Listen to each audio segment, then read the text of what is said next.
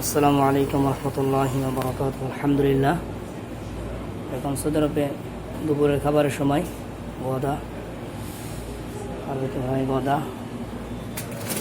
এটা হচ্ছে বিরিয়ানি, এটা সালাদ, টমেটো, শসা এবং পাতাকপি, লাউটা। এটা একটা সালাদ। এখানে দুই পদে মরিচ আছে, খাস আছে, আর কাঁচা মিঠি শসা আছে, ধনিয়া এবং পাতাকপিটার সাথে মিলিত সাদাটা।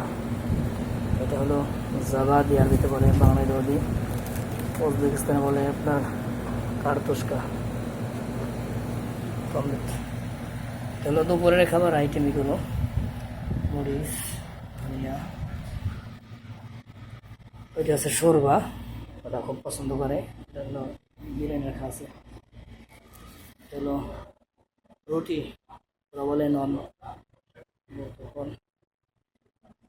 আর আসরে তো সবসময় থাকে আলাকুল, চা, গাহওয়া, চা, এগুলো সবসময় থাকে।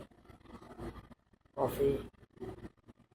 আসলে 30 তারিখ 5, 2024 দুপুরে খাবারের ভিডিও দেখাচ্ছি আপনাকে। এই খাবারগুলোই আমাকে বন্টন করতে হয় হাজিদের মাঝে। আলহামদুলিল্লাহ, একটু ভালো লাগে সম্মানিত হাজিদের এতটুকু খেদমত করতে পারতেছি। আলহামদুলিল্লাহ, আল্লাহ তাআলা কবুল করুক, আমিন।